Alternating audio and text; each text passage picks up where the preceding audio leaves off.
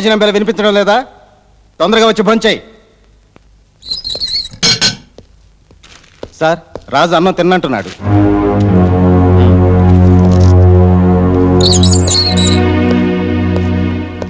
రాజు, ఎన్నాళ్ళు ఇలా అన్నం తినకుండా ఉంటావు? అయినా ఎందుకు నిరాహార దీక్ష? ఈ రోజు నా పెళ్లి రోజు. నా అన్న వాళ్ళు నాకు దూరమైన రోజు.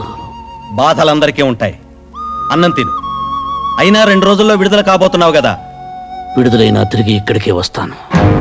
ఎందుకయ్యా చెడెదురు చూస్తావు? సార్, ఆషాఢ మాసం ఎప్పుడు పోతుందా అని కొత్త పెళ్లి కొడుకు ఎదురు చూస్తాడు. శ్రావణ మాసం ఎప్పుడొస్తుందా అని నిండు ముత్తైదువులు ఎదురు చూస్తారు.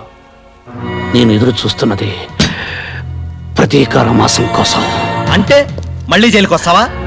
నా అనేవారు లేనివాడికి ఇల్లు జైలు ఒక్కటే. ఇన్నాళ్ళ నా జీవితంలో నేను బ్రతుకుంది 3 సంవత్సరాలే.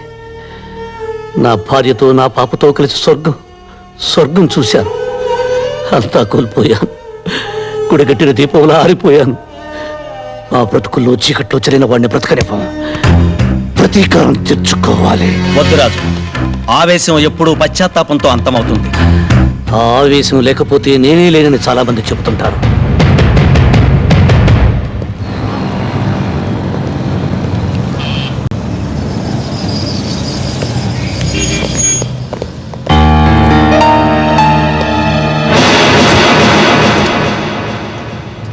కృష్ణప్రసాద్,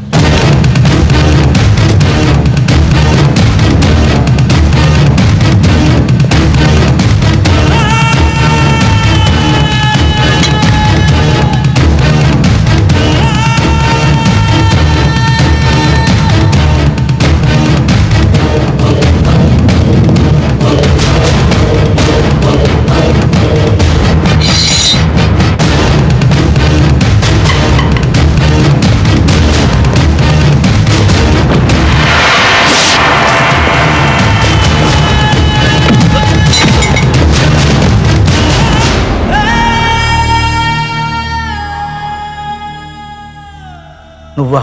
చచ్చాననుకున్నావా? నిన్ను నీ కుటుంబాన్ని నాశనం చేయింది నేను చావనరా.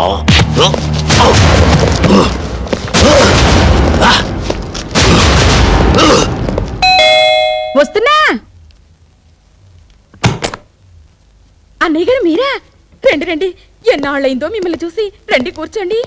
ఏమిటో మీరు ఉద్యోగం మానేసి పిల్లల్ని తీసుకుని ఎస్టేట్ లో ఉంటుంటే నాకు ఒకటి దిగులు. వదిన గారు పోయిన దగ్గర నుంచి ఒంటరి వారైపోయారయ్యే. అన్నట్టు పిల్లలు బాగున్నారా? బాగున్నారమ్మా. ఏం చదువుతున్నారు? మీరు సిటీకి ఏ పని మీద వచ్చారు ఇప్పుడు? బాబా, కాస్త ఊపిరి తీసుకొని ఇస్తావా? ఏదో బ్యాంక్ పని మీద వచ్చాడు. అక్కడేమో పాత నేరస్తుడు కత్తిలో బలపోయాడు. ఏమిటలా పడిపోయింది? ఫిక్సా? నువ్వేం కంగారు పడకు. ఎవరన్నా హత్య చేశారు అని చెప్తే చాలు ఇలా పడిపోదు. బుద్ధి ఉండాలి. తెలిసి ఇలా మాట్లాడేందుకు. ఇప్పుడు ఎలా? హాస్పిటల్ తీసుకెళ్దామా? ఏం అక్కర్లేదురా. భగవంతుడు ఈ విషయంలో నాకు చిన్న ఫేవర్ చేశాడు. మందులతో పని లేకుండా ఒక గ్లాసు నీళ్లు కొడితే చాలు టక్కుని లేచి కూర్చుంటుంది. వస్తానండు.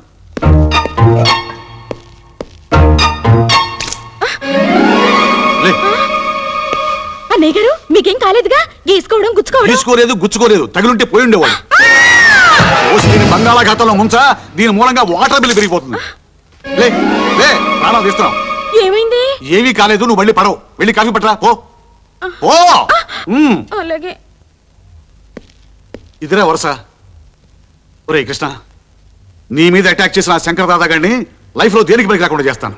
పోలేరా పాప, ముసలాడు అయిపోయాడు. 4 తన్నుదిలే.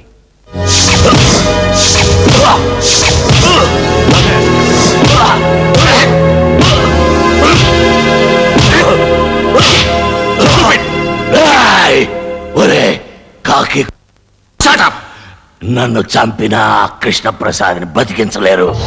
వాణ్ణి వాడి కుటుంబాన్ని నాశనం చేస్తాను. 1.5 కాలుతో ఉన్నావు. ఆ కాలు కూడా వెనకొట్టిస్తాను. నేల మీద తెగిస్తాను. అర్థమైందా? కమాన్. సార్, వాడి మీద కేసు ఫైల్ చేయమంటారా? వద్దు. రేపు వీడి కొడుకులు 3 జైలు నుంచి విడుదలవుతున్నారు. డెఫినెట్ గా వీడిని కలుస్తారు.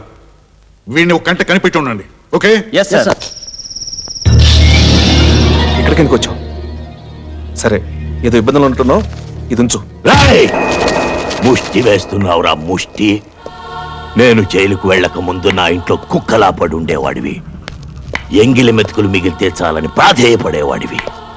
నా మంచితనాన్ని క్యాష్ చేసుకొని లీడర్ అయ్యి ఎమ్మెల్యే అయ్యావు. నేను జైల్లో ఉన్నప్పుడు కనీసం ఒక్కసారి నన్ను పలకరించడానికి వచ్చావట్రా? దాదా, నేను రాజకీయాల్లో ఉన్నాను, పైగా నాకు క్లీన్ ఇమేజ్ ఉంది. Clean image? నీలాంటి రాజకీయ నాయకుడికి మురికి కాలవకి తేడా లేదురా. అన్నం తినే కుడి చేత్తో అశుద్ధం కడిగి ఎడం చేత్తో కూడా అవినీతిని తిన్న అలవాటైపోయిందిరా. కోపం తెచ్చుకోకు. ఇప్పుడు నన్నేం చేయమంటావు? రేపు నా పిల్లలు విడుదలవుతున్నారు. ఆయుధాలు, వ్యాను కావాలి.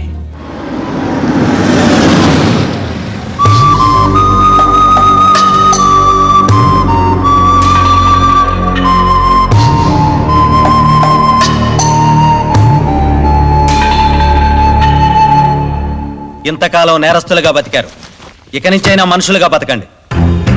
మేం తప్పు చేశాం, దానికి 10 శిక్ష అనుభవించాం. కానీ ఏ నేరం చేయకుండానే మా కుటుంబం బలైపోయింది.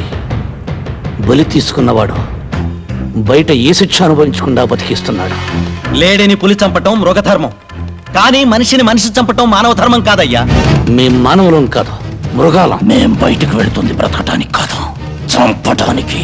మమ్మల్ని కన్నబిడ్డల్లా పెంచి పెద్ద చేసిన దాదాదారిలోనే మేము నడుస్తాం. 14 సంవత్సరాలుగా బయట ప్రపంచంతో సంబంధం లేకుండా కుక్కల్లా బతుకుతున్నారు.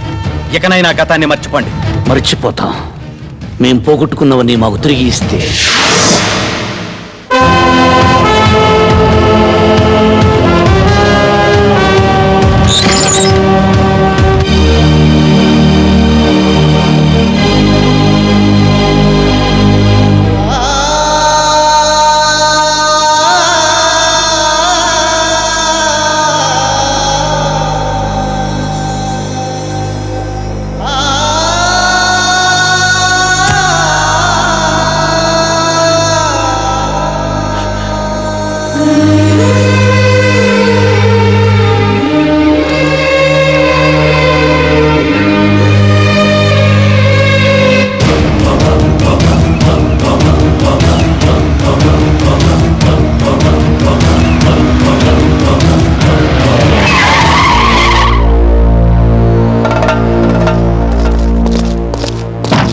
వ్యాన్ దిగి జీపెక్కండి. ఎందుకు? అంతా స్టేషన్లో చెప్తాం, ముందు పదండి.